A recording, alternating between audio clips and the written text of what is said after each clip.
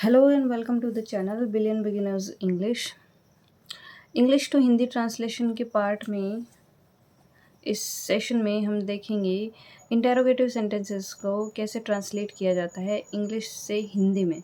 यह है पार्ट 4। अगर आपने पहले के 3 पार्ट्स नहीं देखे हैं, 3 वीडियोस ऑलरेडी अपलोडेड हैं, अगर उनको नहीं देखे हैं तो उनको देखिए, क्योंकि उनको देखे बिना आपको ये वाला वीडियो समझ नहीं आएगा, बेसिक समझ नहीं आएगा। तो चलिए शुरू करते हैं। सिंपल सेंटेंसेस और सबका मेथड आपको पता है क्या होता है कि वर्ब है, उसको सबसे पहले वर्ब को देखिए और वर्ब के चलिए आप पहले बाएं, फिर आ जाइए दाएं, है ना। तो इस तरीके से हमने ट्रांसलेशन किया था। अब जो ट्रांसलेशन हम आज करेंगे वो है इंटेरोगेटिव सेंटेंसेस का, जो कि 2 तरीके के होते हैं। पहले वो जो हेल्पिंग वर्ब से शुरू होते हैं, दूसरे वो जो WH वर्ड से शुरू होते हैं। तो पहले हम 5-7 सेंटेंसेस हेल्पिंग वर्ब से शुरू होने वाले सेंटेंसेस का देखेंगे। तो पहला है वॉज द मूवी एन्जॉयबल। जब भी कोई सेंटेंस आपके सामने हेल्पिंग वर्ब से शुरू हो, जो एक इंटेरोगेटिव सेंटेंस हो और हेल्पिंग वर्ब से शुरू हो, तो उस सेंटेंस को हमेशा क्या से शुरू करें। ट्रांसलेशन में हमेशा सबसे पहले लिख देवें क्या, ठीक है। तो हम इस सेंटेंस में वॉज द मूवी एन्जॉयबल मतलब मूवी आनंददायक थी क्या, या मूवी अच्छी थी क्या, है ना। तो क्या से सबसे पहले हम लिख देंगे क्या, आंख बंद करके। जब भी हेल्पिंग वर्ब से कोई इंटेरोगेटिव वाक्य, इंटेरोगेटिव सेंटेंस शुरू होगा, तो सबसे पहले ट्रांसलेशन करते समय एक वर्ड आपको पहले ही लिख लेना होता है और वो है क्या। फिर आ जाएंगे हम, ये तो हो गई वर्ब, हमने लिख लिया क्या। अब हम देखेंगे कि इसमें सब्जेक्ट है द मूवी, ठीक है। तो हम लिखेंगे क्या मूवी एन्जॉयबल। एन्जॉयबल मतलब अच्छी लिख सकते हैं हम, और वोज मीन्स थी। तो हम यही पूछना चाह रहे हैं, वोज द मूवी एन्जॉयबल, क्या मूवी देखने लायक थी या क्या मूवी अच्छी थी, ठीक है। अब हो सकता है आपके दिमाग में ये क्वेश्चन आए कि द मूवी को क्यों ट्रांसलेट करिए। देखिए, अगर हम इसको सेंटेंस को सिंपल लिखते हैं, जैसे द मूवी वॉज एन्जॉयबल, तो हम कैसे लिखते हैं इस सेंटेंस को, द मूवी वॉज एन्जॉयबल। अब देखिए सिंपल सेंटेंस है ये, ठीक है। अब ये सिंपल सेंटेंस बन गया। अब सिंपल सेंटेंस को ट्रांसलेट करने का मेथड आपको एक ही तरीके का बताया था कि सबसे पहले उसमें वर्ब देख लीजिए, फिर वर्ब के आप आइए इधर मतलब बाईं तरफ, फिर वर्ब के आप आ जाइए इधर दाईं तरफ, ठीक है। तो बाईं तरफ आने के लिए आपको देखना है कि उसमें एक ही वर्ड है या खूब सारे वर्ड्स हैं, ठीक है। तो आपको देखना है सब्जेक्ट, तो ये सब्जेक्ट क्या हो गया यहाँ पे, द मूवी, ठीक है। अब आ जाएंगे इधर, इधर में जैसे एक ही वर्ड है यहाँ पे एंजॉय, यहाँ तो वर्ड एक ही है, लेकिन अगर ये खूब सारे वर्ड होते तो आप वर्ब के इधर वाली साइड में जब ट्रांसलेशन शुरू करते हैं तो सबसे अंत में आ जाएंगे, फिर उसके पहले, फिर उसके पहले, इस तरीके से ट्रांसलेट करते हुए पूरे सेंटेंस को ट्रांसलेट करते।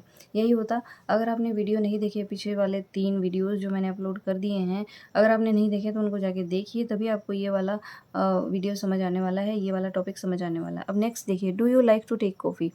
तो do you like helping verb है, तो हेल्पिंग वर्ब के लिए और क्वेश्चन ये इंटेरोगेटिव सेंटेंस है, तो आप सबसे पहले ट्रांसलेशन में लिख देंगे क्या, फिर आ जाएगा यू तुम, है ना। सब्जेक्ट यही है भाई।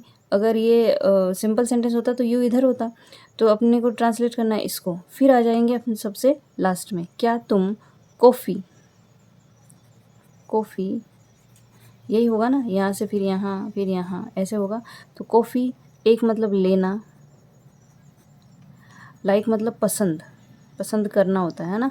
लेकिन अब यहाँ पे हेल्पिंग वर्ब कौन से, उसके हिसाब से हम उसको बनाएंगे। अब तो डू है, डू हेल्पिंग वर्ब का मतलब है कि आपको टेंस वाला वीडियो पूरा करवाया हुआ है, 1 घंटे का वीडियो है जिसमें सारी डिटेल आपको टेंस की बताई हुई है। अगर आपने नहीं देखा है तो वो भी आप जाके देख लीजिए, ताकि आपको टेंस अच्छे से आ जाए।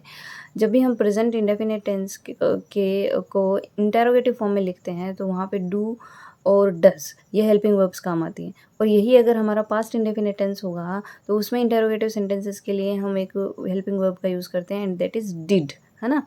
तो डू, डज और डिड ये होती है हेल्पिंग वर्ब्स। तो डू जो हेल्पिंग वर्ब है वो आती है प्रेजेंट इंडेफिनिट टेंस के इंटेरोगेटिव सेंटेंसेस में।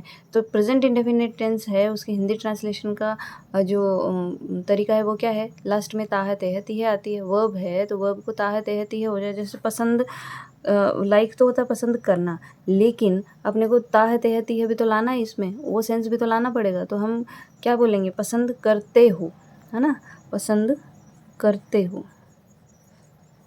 क्या तुम कॉफ़ी लेना पसंद करते हो? क्लियर, इजी है, कोई डिफ़िकल्ट नहीं है। अगर हेल्पिंग वर्ब से सेंटेंसेस शुरू होते हैं और सेंटेंसेस अगर इंटेरोगेटिव हैं, तो आप सबसे पहले क्या लिखिए ट्रांसलेशन में, क्या लिख के उसके बाद में आपने जैसे जैसे ट्रांसलेशन सिंपल सेंटेंस को करते हैं वैसे वैसे करते जाइए।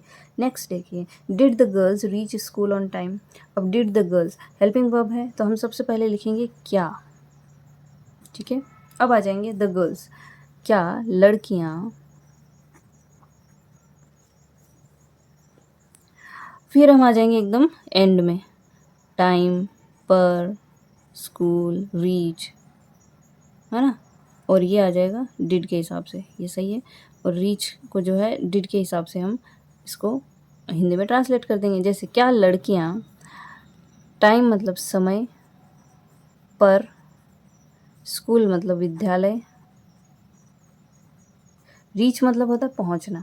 अब यहाँ से आपको समझना है कि आपको ट्रांसलेशन में लिखना क्या है। रीच मतलब तो पहुंचना होता है कहीं भी, है ना, और डिड है मतलब सेकंड फॉर्म है, तो सेकंड फॉर्म है, इसका मतलब है पास्ट इंडेफिनेट जो टेंस है उसका इंटेरोगेटिव बनाते समय हम डिड हेल्पिंग वर्ब का यूज़ करते हैं। तो क्या लड़कियाँ समय पर पहुँच गई थी, है ना, क्या लड़कियाँ समय पर विद्यालय पहुँची या पहुँच गई थी, बात तो एक ही है ना। ये देखिए, इस तरीके से सेंटेंस का ट्रांसलेशन आपको करना है। क्या लड़कियां समय पर स्कूल पहुंच गई थी, क्योंकि क्या है, पास्ट इंडेफिनेट का इंटेरोगेटिव सेंटेंस है ये। तो क्या लड़कियां, उसमें क्या होता है, आया गया सोया खाया पिया, या फिर ता थी, ता थे, है ना, जैसे मैं ऐसा करता था, मैं ऐसा था, मैं वैसा था, ही वो सैड, वो दुखी था। तो ये भी किसका हो गया, पास्ट इंडेफिनेट टेंस का, ठीक है। Are you free this weekend, ठीक है। आर, अब फिर से देखिए हेल्पिंग वर्ब से शुरू हो रहा है, इंटेरोगेटिव सेंटेंस है, तो हम सबसे पहले क्या लिखेंगे ट्रांसलेशन के लिए, क्या। यू मीन्स तुम, है ना। अब आ जाएंगे एकदम से एंड में, weekend this free, weekend, मैं इसको वीकेंड ही लिख रही हूँ, आप इसका ट्रांसलेशन करते जाइएगा। वीकेंड होता है ना सप्ताह के अंत में, तो वीकेंड, क्या तुम वीकेंड, दिस वीकेंड, अच्छा ये पूरा फ्रेज़ है। वीकेंड के लिए पूछा है कि इस वीकेंड, तो हमें क्या लिखना पड़ेगा, इस वीकेंड पर फ्री हो क्या, फ्री मतलब फ्री हो। अब इसको भी मैं फ्री लिख देती हूँ, ट्रांसलेट आप करते रहना। फ्री आर मतलब होना, है ना, प्रेजेंट इंडेफिनिट टेंस का ये सेंटेंस है। Are you free this weekend, क्या तुम इस वीकेंड फ्री हो, ठीक है। तो इस तरीके से हो जाएगा। नेक्स्ट देखिए, is this your card, is से हेल्पिंग वर्ब से शुरू है, इंटेरोगेटिव वाक्य है, तो हम क्या लिखेंगे, क्या।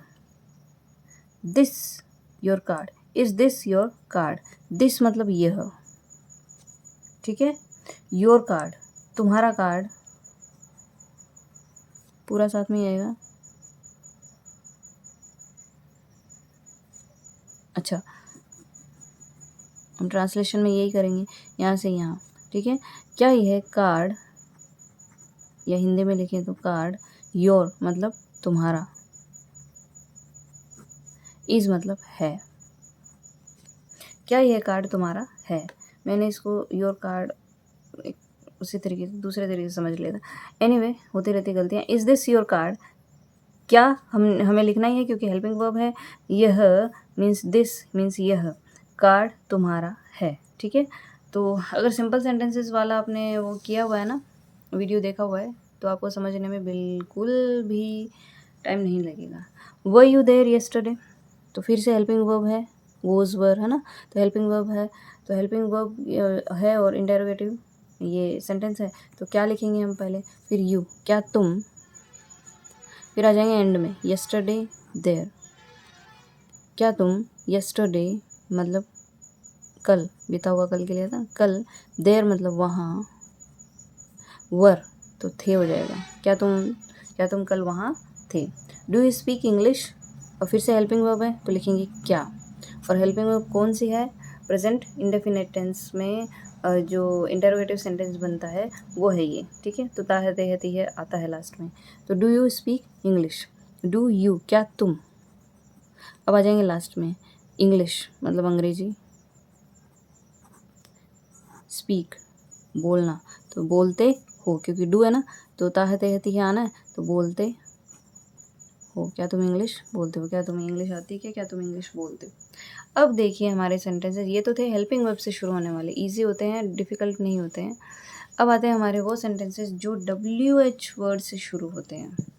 अब देखिए हमें ये तो पता है सिंपल सेंटेंसेस को करते टाइम कि जब भी हेल्पिंग वर्ब है सेंटेंस में, हेल्पिंग वर्ब के इधर वाला बाईं तरफ पहले हम चले जाते हैं, मतलब सब्जेक्ट चाहे वो एक वर्ड का हो जाए 10 वर्ड का हो, उसको पूरे को ट्रांसलेट करने के बाद हम दाईं तरफ आ जाएंगे, दाईं तरफ अंतिम, फिर पहला पहला पहला पहला ऐसा करते करते हम, और फिर लास्ट में हेल्पिंग वर्ब जो है उसका ट्रांसलेशन होता है। जैसे वह आम खाता है, ही ईट्स मैंगो, ठीक है, वह आम खाता है, तो है कहाँ आया लास्ट में।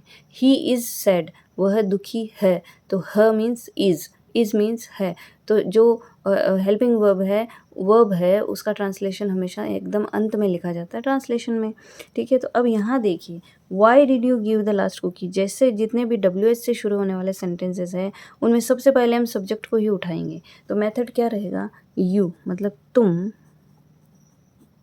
ठीक है। फिर हम वही मेथड अपनाने वाले हैं, जैसे लास्ट में आ जाएंगे, जैसे लास्ट कुकी है ना, लास्ट कुकी के पहले कुछ और होता तो हम यहाँ आ जाते, फिर हम आएंगे WH वर्ड पे, फिर लास्ट में वर्ब रहेगी। वर्ब तो हमेशा ही, वर्ब का ट्रांसलेशन तो हमेशा ही लास्ट में होता है, ये तो याद ही रखिए आप। तो सब्जेक्ट के बाद जितने भी वर्ड्स हैं सेंटेंस में उन सबको ट्रांसलेशन करने के बाद आप WH को ट्रांसलेट करिए, और उसके बाद आप हेल्पिंग वर्ब और वर्ब को ट्रांसलेट कर दीजिए, जैसे तुम और why did you give the last cookie. अब देखिए इसका ट्रांसलेशन देखिए, why did you give the last cookie, तुमने अपनी आखिरी जो बिस्किट था या कुकी थी क्यों दे दी, यही होता है ना। तो तुम की जगह हम क्या करेंगे ट्रांसलेशन में, तुमने, द लास्ट कुकी आखिरी बिस्किट बोलेंगे अपन यहाँ पे कुकी को, ठीक है, ताकि आपको इजीली समझ आए। तुमने आखिरी बिस्किट क्यों, अब हम ट्रांसलेट करेंगे क्योंकि सारे वर्ड्स ट्रांसलेट हो चुके हैं। अब क्या बचा है, WH बचा और डिड और गिव बचा है ना, वर्ब बची है और WH वर्ड बचा है। तो वर्ब तो हमेशा अंत में ही होती है, ट्रांसलेट उसको हम लास्ट में ही करते हैं, ठीक है। वह खाता है तो लास्ट में ही आ गया, इज़ है ना, वह रोता है इज़, तो वो भी लास्ट में हो गया ट्रांसलेशन उसका। आई वॉज सैड, मैं दुखी था, तो था मतलब वोज, तो हेल्पिंग वर्ब हमेशा ही लास्ट में ट्रांसलेट होके आती है हिंदी में। तो वो उसको छोड़ के क्या बचा, WH वर्ड बचा। तो तुमने आखिरी बिस्किट क्यों, गिव मतलब होता है देना, और डिड है यहाँ पे देखिए, डिड कहाँ आता है, पास्ट इंडेफिनिट टेंस जो होता है उसमें सेकंड फॉर्म का यूज़ होता है, और लेकिन आपको इंटेरोगेटिव लिखना है वहाँ पे सेंटेंस, या नेगेटिव लिखना है तो उसमें हेल्पिंग वर्ब का यूज़ होता है, और हेल्पिंग वर्ब कौन सी होती है, डिड, ठीक है। तो तुमने आखिरी बिस्किट क्यों दिया, मतलब गिव मतलब देना। अब अगर प्रेजेंट टेंस होता है, ये प्रेजेंट कौन सा, इंडेफिनिट टेंस, तो उसमें तो ता है ते आता है लास्ट में। तो तुमने आखिरी बिस्किट क्यों, वो तो फिर दूसरा ही हो जाएगा, मतलब वहाँ पे तो फिर दिया नहीं होगा, वहाँ तो देते हो या लेते हो इस तरीके का हो जाता। लेकिन यहाँ पे आया पिया गया सोया खाया नहाया, या दिया था लिया था, था लास्ट में। तो तुमने आखिरी बिस्किट क्यों दिया या क्यों दिया था, ठीक है। अब नेक्स्ट देखिए, आपको तो हो सकता है यहाँ थोड़ा सा डिफिकल्ट लगा हो, आगे देखिए, where did I leave my car keys. अब सब्जेक्ट का ही ट्रांसलेशन होगा सबसे पहले, आई मतलब मैं। अब ट्रांसलेशन देखिए, where did I leave my car keys, मैंने अपनी कार की कीज़, गाड़ी की चाबियाँ कहाँ छोड़ी या कहाँ छोड़ दी है, एक ही बात है ना।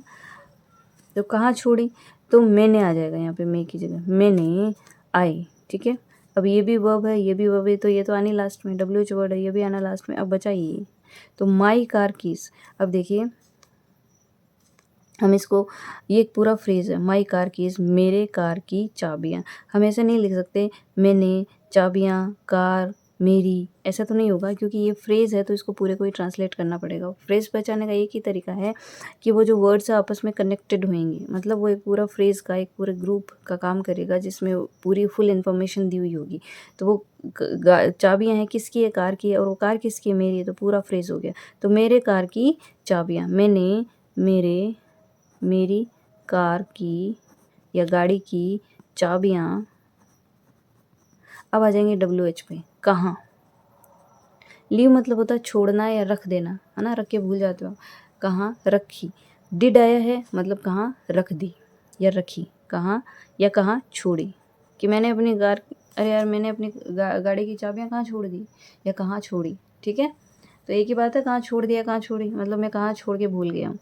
तो सिंपल है, why will you go home tomorrow. अब देखिए हम लेंगे सबसे पहले सब्जेक्ट, यू मतलब तुम। अब इसका ट्रांसलेशन देखिए पहले, why will you go home tomorrow, तुम कल घर क्यों जाओगी। तो तुम ही रहेगा यहाँ, हमें थोड़ा इसको मॉडिफाई करने की ज़रूरत नहीं है। तुम। अब ये वर्ब है, ये वर्ब है, ये हेल्पिंग वर्ब है, ये मेन वर्ब है। तो वर्ब तो हमेशा लास्ट में आती है ट्रांसलेशन में हिंदी के, और वर्ब से जस्ट पहले आएगा WH, तो बचा क्या? Home tomorrow. तो हम लास्ट में आ जाएंगे एकदम, फिर टुमारो, फिर होम, फिर हम आएंगे वर्ब पे। ठीक है, यही मेथड है, सिंपल सेंटेंसेस में आपको बताया हुआ है। तुम, टुमारो मतलब कल, फिर आ जाएगा घर, वाई मतलब क्यों, गो मतलब जाना, और विल है मतलब फ्यूचर टेंस है, क्यों घर जाओगे, क्योंकि वो विल शेल और प्लस वर्ब की फर्स्ट फॉर्म है, तो उसका वो फ्यूचर टेंस है। फ्यूचर कौन सा? फ्यूचर इंडेफिनेट टेंस, जिसमें जाओगे, खाओगे, पियोगे, सोओगे, नहाओगे, ये सारा आता है ना। तो तुम कल घर क्यों जाओगे। ये देखो, इससे इजी कोई मेथड हो सकता है क्या? नहीं हो सकता भाई। Why did John arrive late, John late क्यों आया, ये ट्रांसलेशन है ना। तो अब देखिए सब्जेक्ट कौन है यहाँ पे? जॉन, हम लिखेंगे जॉन। अब ये वर्ब है, अराइव आना, ये भी वर्ब है। वाई जो बात वर्ब से जस्ट पहले ट्रांसलेट होगा। अब बचा क्या है? केवल एक वर्ड, लेट। लेट मतलब लेट या देरी से, देरी से क्यों। वाई मतलब क्यों। अब अराइव मतलब होना है आना या पहुंचना, है ना, पहुंचना। तो डिड है मतलब पास्ट इंडेफिनिट टेंस है ये, जिसका नेगेटिव या इंटेरोगेटिव सेंटेंस है, तो उसमें डिड आता है। तो जॉन देरी से क्यों आया, या पहुंचा लिखो आप, अराइव मतलब पहुंचना होता है, तो पहुंचा। तो जॉन देरी से क्यों पहुंचा। Clear. Y didn't you do your homework, तुम अपना होमवर्क क्यों नहीं करते। अब देखिए यहाँ नोट हो रहा गया, वो भी देख लीजिए कहाँ आएगा। Y didn't you do your homework, तुमने अपना होमवर्क क्यों नहीं। ठीक है, तो क्यों आप जहाँ लिख रहे हैं ना, WH को यहाँ ट्रांसलेट कर रहे हैं, उसकी जस्ट बाद नहीं, नहीं नोट को ट्रांसलेट करके लिखना है। तो हम सबसे पहले इसमें ढूंढेंगे सब्जेक्ट, तो यू मतलब तुम,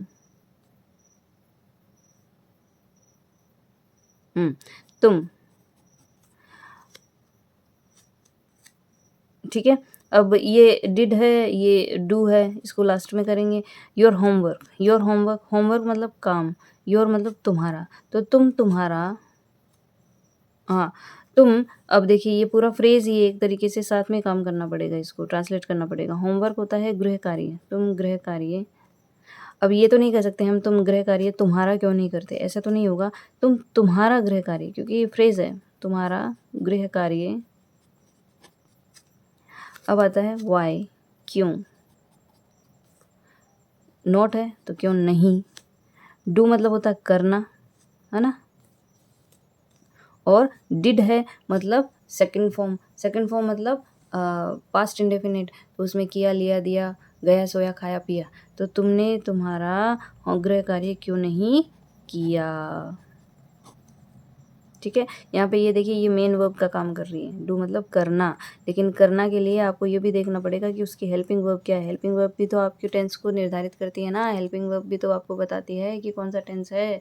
तो डिड है तो किया, डू मतलब करना, डिड मतलब सेकंड फॉर्म हो गई तो किया। यही तो है, क्लियर। मैं इतने इतने वीडियोस करवा चुकी हूँ आपको, एक एक वर्ब में आपको एक्सप्लेन कर करके तरीके से समझाती हूँ। मुझे नहीं लगता है कि इतना डिटेल में कोई समझाता होगा, हालांकि बहुत अच्छे अच्छे टीचर्स हैं यूट्यूब पे जो आपको बहुत अच्छा सिखाएंगे, मेरे से भी बहुत अच्छा सिखाते होंगे, नो डाउट।